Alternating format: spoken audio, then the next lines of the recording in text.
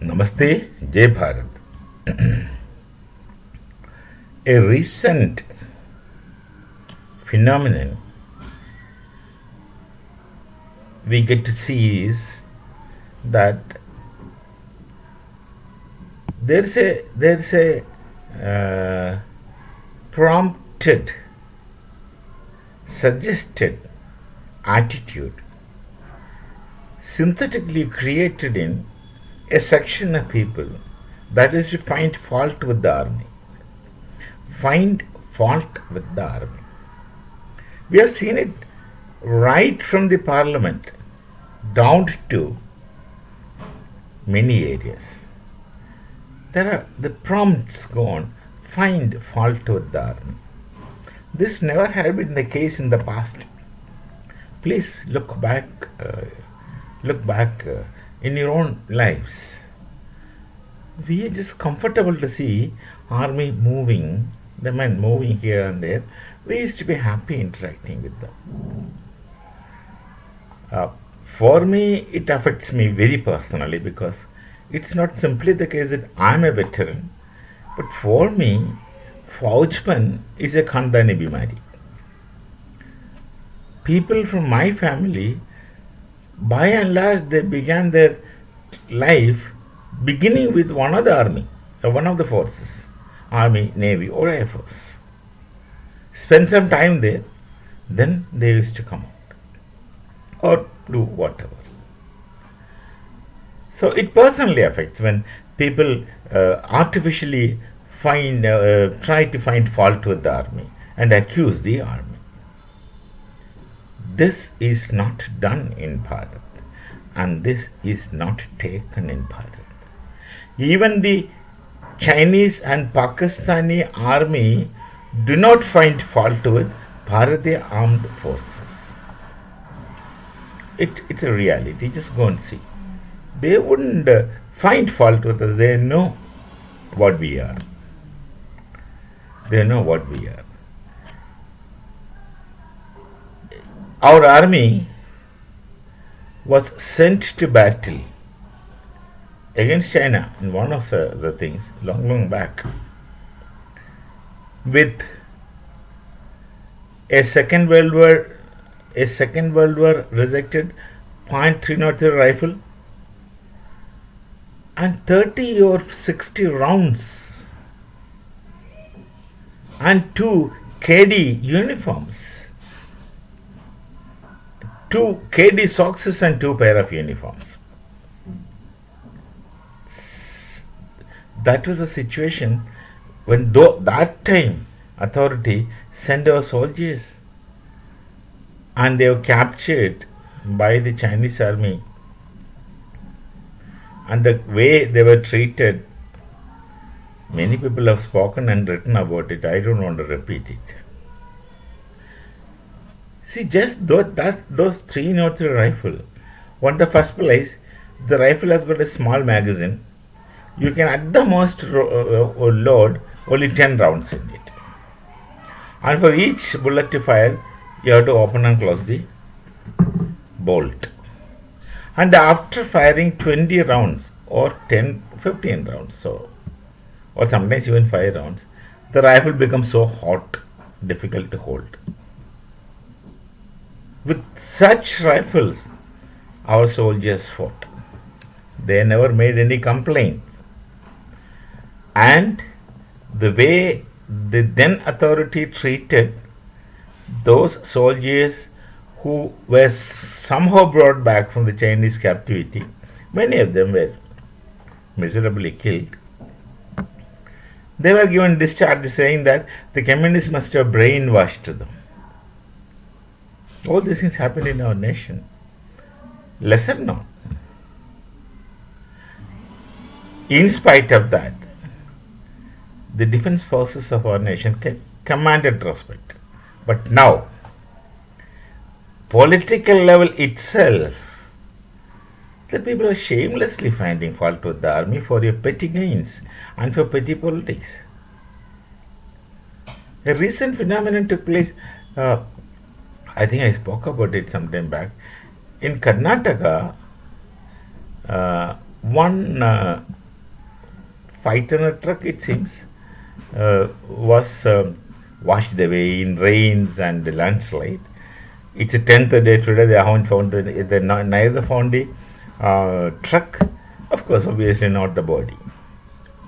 Now the Kerala media overdoes everything, and Kerala society has the habit of overdoing things. First of all, they make a show of things, and they overdo things, overstress, and speak a lot. Speak as if everything is somebody else's mistake, not their mistake. It's all others' mistake, and all others have to do things for them, and they will do nothing. They will speak, only talk. One interview, I don't know, the media must be so many mics I found in front of that lady.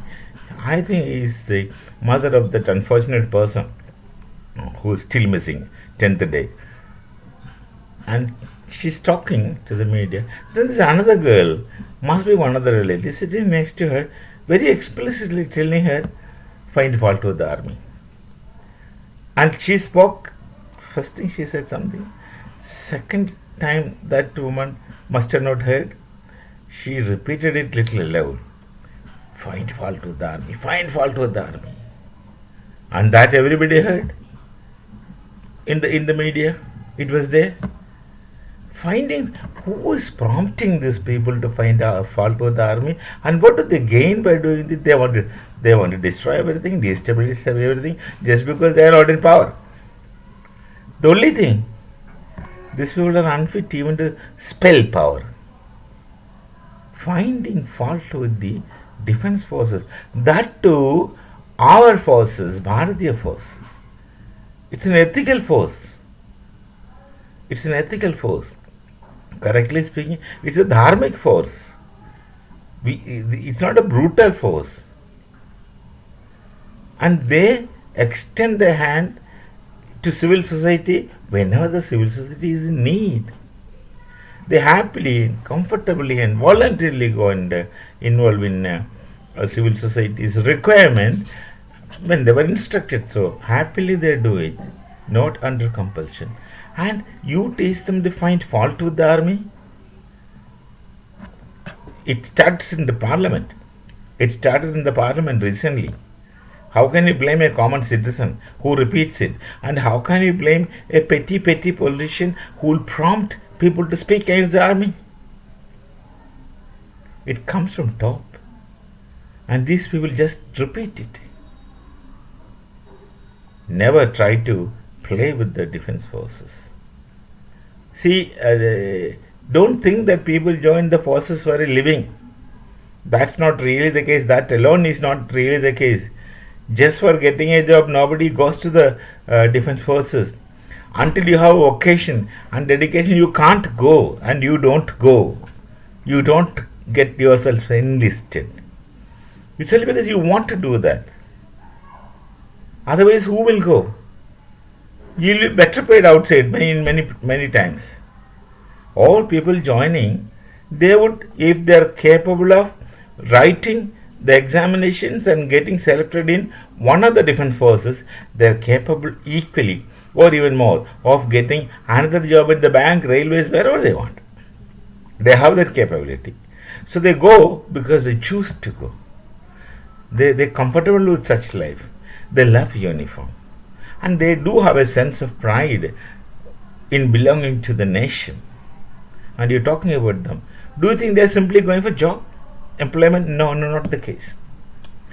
You think about medical doctors.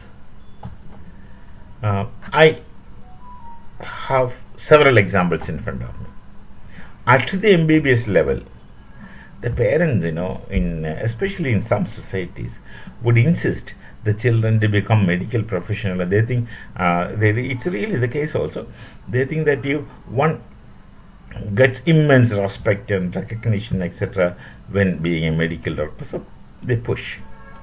But after MBBS, I've seen many cases, very smart students, very studious students, who do very well in NEET, join for MBBS, they clear it. But then, many people I've seen, they do not want to go for clinical Many do not even want to go for medicine. Many wanted to be comfortably sitting on a chair and doing some other work. All associated in the medical field. Many people would like to relax, but at the same time, there are many people who wish to be in the hospital, looking at the patients, trying to do their best for the patients. The many go for surgery, they go for that. And I should have not told, but I need to say now. One of my son, youngest son, is 10 years younger to my elder sons. He is doing surgery. I don't want to say speak more. This boy I have seen wanting to do this, and the amount of struggle he undergoes in his PG studies is in front of me. He is able to do it because he wants to do it. Many people do voluntarily, they go for it. Otherwise, they will not go for this field. I'm talking about medical doctors. They'll have other fields where they'll be comfortable. So those who go for this hardships, standing 14 hours in the operation theaters, doing neurosurgery, all those things, it's only people with interest can do it. Others, they would not be able to. They won't be surviving. Nobody goes it under compulsion. Exactly in the same manner, the one who goes to services, the one who goes to Army, Navy, or Air Force, goes because he wants to go. He wants to go. You don't do a reductionism by thinking that people go to the services because it's simply a job. No, you just simply don't get a job in the services. You have to write exams, tests, you have to pass, and the training is never so simple. You have to write exams and pass at each stage is in the training, and once you qualify, then you will pass out. If a person can do that, he can get a job anywhere. Anywhere he can get a job. He goes to the services. These days, he or she. In my time, there were no female, because they want it. They love it. They love their profession. And then, to such people, you are finding fault with. Shame on such people. Big shame on such people. I will not say anything more. Big shame on such people. We'll meet again. Till such time. Namaste. Jai Bharat. Jai Siya Ram.